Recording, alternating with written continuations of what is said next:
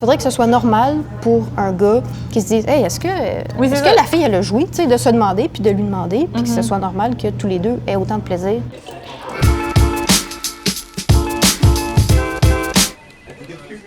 Saviez-vous que le clitoris peut mesurer jusqu'à 11 cm?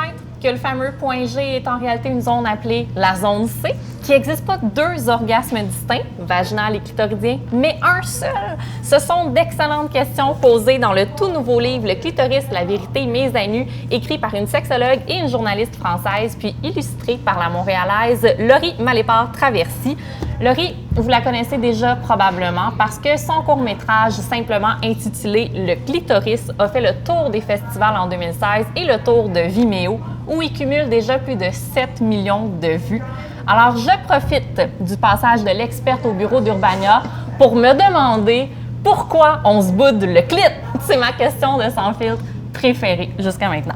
Laurie t'a écrit, illustré et réalisé un court-métrage dans lequel tu démystifies le clitoris. Fait qu'on va tout de suite établir les faits. Ça, c'est un dessin de clitoris.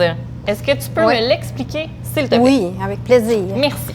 Donc ici, on a le gland, c'est la partie qui dépasse, qui peut venir en différentes grosseurs dépendamment des personnes.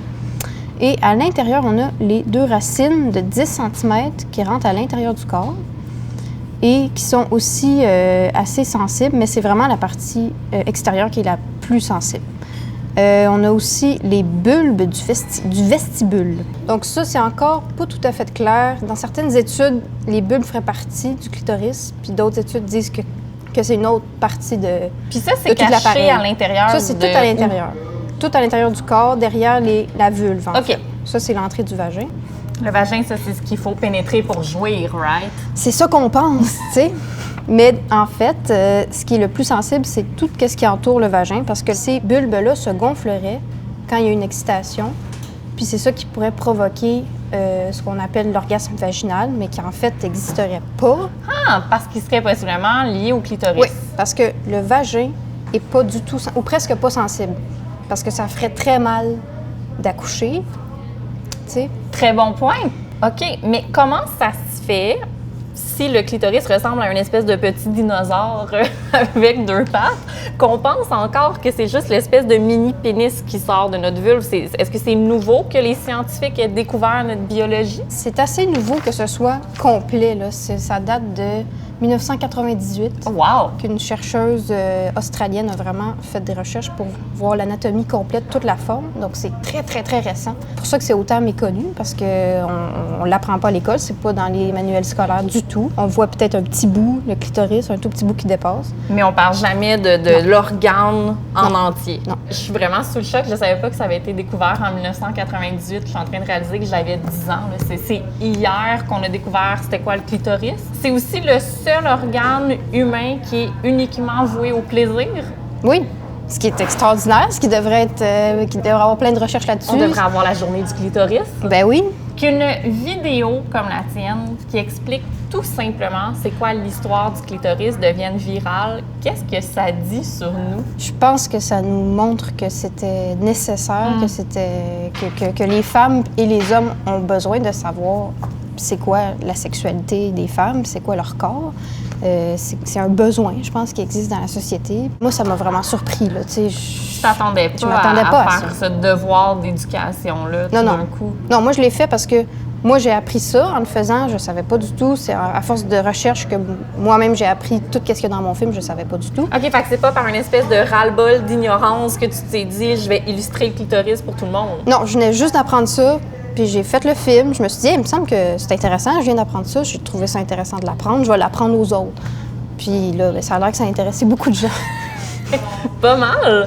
Il y a des choses très étonnantes dans ton court-métrage. Par exemple, moi, j'ai appris qu'il fut une époque où l'Église catholique encourageait les femmes à jouir. Ça non plus, c'est pas enseigné à l'école. Dans mes cours de catéchèse, on a skippé cette partie-là. Ouais. Bien, en fait, ça daterait de l'Antiquité, où on pensait que les femmes, comme les hommes, avaient besoin d'une semence pour faire un enfant. Donc, la cyprine des femmes servait à procréer, dans le fond. Donc, en ayant un orgasme, les femmes avaient plus de chances de tomber enceintes. Donc ça, c'est resté jusqu'au Moyen Âge. Même l'Église catholique disait que bon, OK, on n'aime pas trop la sexualité, là, mais Allez-y. c'est nécessaire pour la procréation, donc c'est resté, mais après, c'est disparu plus à la Renaissance, là, cette idée-là.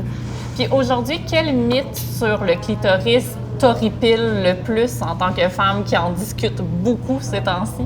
Ben moi, c'est plus l'idée de vaginale clitoridienne. Tu sais, moi, je me souviens d'avoir entendu ça au secondaire, quand j'étais ado. T'es-tu vaginale ou clitoridienne, même avant de savoir c'est quoi la masturbation ou c'est quoi la jouissance. Puis ça, je pense que ça reste encore les gens qui vont penser que soit l'un, soit l'autre, ou que vraiment un orgasme vaginal, c'est le comble, puis c'est ça qu'une femme doit avoir. Je pense que ça, c'est problématique parce que la plupart des femmes jouissent par la stimulation du clitoris. Un des mythes qui, moi, me dérange, c'est celui qui veut que la femme est difficile à faire jouir. En fait, il existe quelque chose qui s'appelle l'écart orgasmique qui met en lumière le fait que dans les couples hétérosexuels, les femmes viennent moins souvent que les hommes, alors que dans les couples homosexuels, la jouissance n'est pas un problème, c'est pas difficile à atteindre.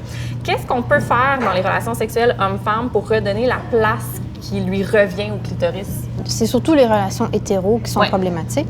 Donc, je pense que c'est de recentrer, comme de ne pas penser que une relation sexuelle hétéro, c'est juste la pénétration. C'est ça qu'on voit dans les films normaux, là, pas juste les films pornographiques. Là. On voit dans un film romantique. Un film romantique, on voit un couple, ils font l'amour par le vagin, la fille jouit tout de suite en même temps que le gars. Super vite, miracle. Ça, je pense que c'est vraiment problématique. Il faudrait que ce soit normal pour un gars qui se dise « Hey, est-ce que la fille, elle a joui? » Tu sais, de se demander, puis de lui demander, puis que ce soit normal que tous les deux aient autant de plaisir. Puis qu'elle jouisse si c'est ce qu'elle veut. Oui, si c'est ce qu'elle veut. On en discute. Mais pas juste je la pénètre, je jouis, c'est fini, elle a sûrement eu du fun. C'est ça le problème, je pense. Fait qu'il faut en discuter, mais en même temps, j'ai l'impression que les femmes, depuis longtemps, ont l'impression qu'elles doivent faire plaisir, puis pas prendre trop de place, puis pas blesser l'ego. Je pense pas que c'est si facile de réclamer l'orgasme. Oui, il y a vraiment un manque de communication, puis puis un problème d'image de c'est quoi avoir une relation sexuelle. C'est pas juste comme qu'est-ce qu'on voit à la télé ou dans les médias. Ça peut être autre chose, ça peut être différent que juste la pénétration. Il y a d'autres choses pour avoir du plaisir. Merci beaucoup, Laurie. Pour démystifier davantage le clitoris, on peut voir ton court-métrage en ligne, YouTube, Vimeo. On peut aussi se procurer ce livre en librairie et on peut se mettre la main dans la culotte.